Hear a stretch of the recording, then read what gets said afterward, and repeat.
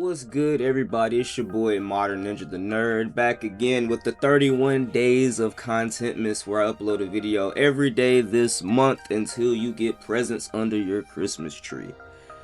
Today will be day 3, and today we'll be talking about an anime that somehow mixes telekinetic murder babies, government torture, cousins thirsting after each other, and a horned girl who flips between Terminator and Teletubby like it's normal. Today we're talking about Elfen Lied. I used to call this Elfen Lied. It's spelled like that.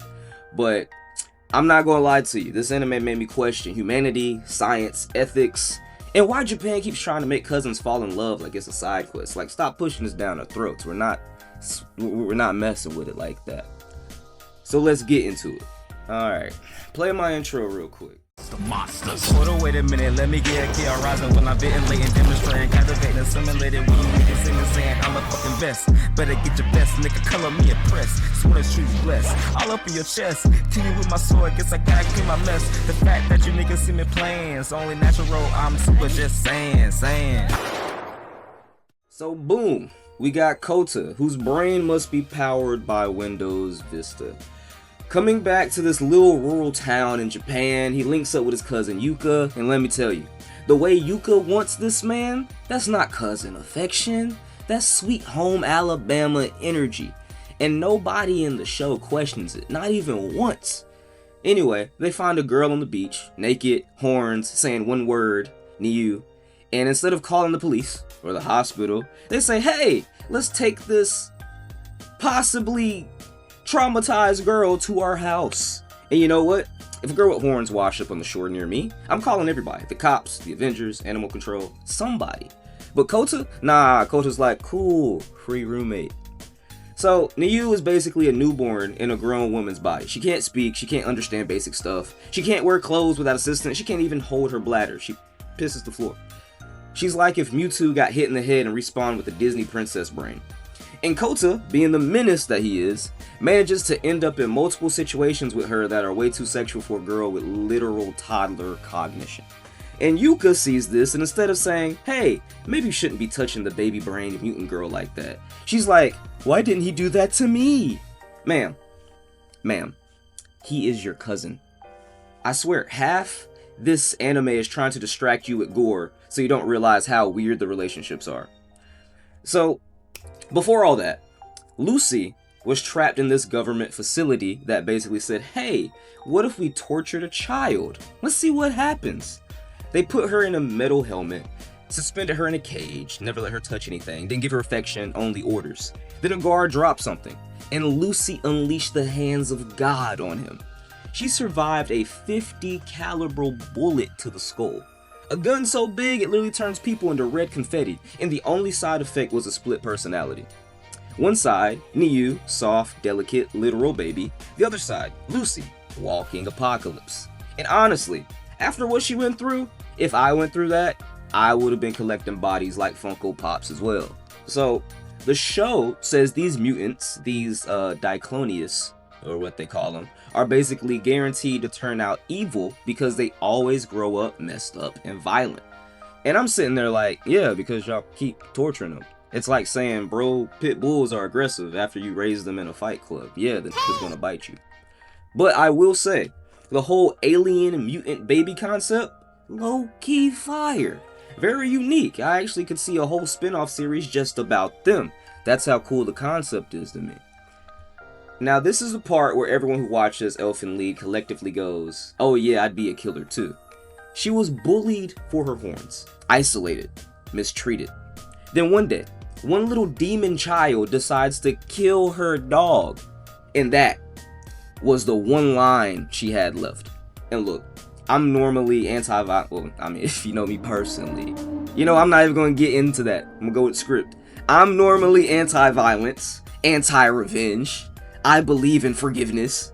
But if someone killed my dog, I'm turning to John Wick with telekinetic arms. Whole orphanage getting sent to Jesus. Same day delivery. They really made those kids so evil that the audience cheered when she destroyed a room full of them. And that's how you know this anime is insane. So, Lucy eventually runs into a sweet boy who's nice to her. Kota, and she likes him. But then she sees him hanging out with his cousin Yuka. And I swear, Yuka is always around when something bad is happening. The cousin of Doom herself. And she's like, oh, so you lied to me about hanging out with other girls? She got jealous. Has the emotional control of a 6-year-old because, I mean, well, she was a 6-year-old. Has the powers of an industrial blender.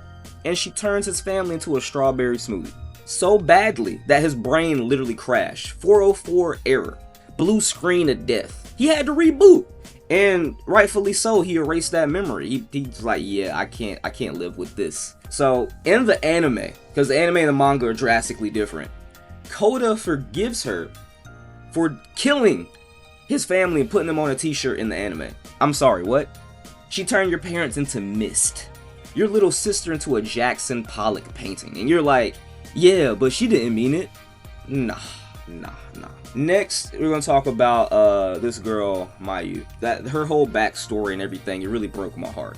From the sexual abuse, to her homelessness, to her fear, to how realistic it was. It made me forget we were even watching an anime about mutant murder babies. Her storyline wasn't necessary in my opinion, but it hit. It fit the show and made me actually care for her character. But next on that list is someone that I don't care for as much. This dude Bando.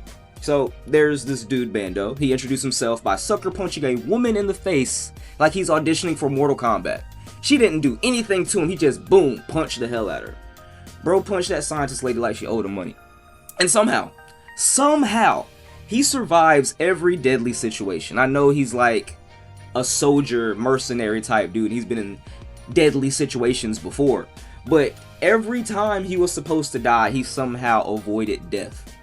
And then he was face to face with Lucy and she didn't murder him right then and there and he shot her? Come on now. It got unrealistic. That man should have died like 12 times. Now, moving towards the end of this video, when Kota remembers everything, Lucy fights another Diclonius. Missiles start flying, everybody's dying, chaos everywhere. And then Lucy disappears. But at the end of the anime, the doorbell rings and we hear Niu. So basically Lucy and her cute baby brained toddler speech, I guess. And look, Lucy is a tough cookie. She definitely survived, at least in my opinion, in the anime. A little headshot couldn't kill her. A missile couldn't kill her. A bad plot line couldn't kill her. So the anime ending is more vague and emotional. The manga ending is more fleshed out and complete because, I mean, look, I ain't gonna lie to you. Kota kills Lucy in the manga, and honestly, it's justified. Probably would have did the same shit. Like I said, me personally, open-ended endings are writers being scared. But they're also fun because you, the viewer, get to decide what happened. You come up with your own headcanon, and you get to go on this path of theories, and you can justify it based on the facts given and all of that. And I feel like it's okay to be scared with your story sometimes because, look, writing a cohesive story can get very dicey sometimes, and just because you want this ending, your viewers may want a different ending. And that's just life, you know, when it comes to music, art, anything, it's subjective. Everybody's gonna look at it their own way. But anyway, Elfen Lied had the potential to be one of the greatest psychological sci-fi horror anime ever. But potential doesn't make a good show. Execution does. And sometimes the show felt like it was using shock value, gore, trauma, sexual assault to hide pacing issues or lack of narrative drive. It's still a decent watch. It's definitely memorable. It's definitely unique, but it's also very of its time and honestly a bit overrated. But at its core, the story shows one thing. Anyone can become a monster in the right situation.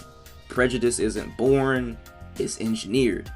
And that message still hits.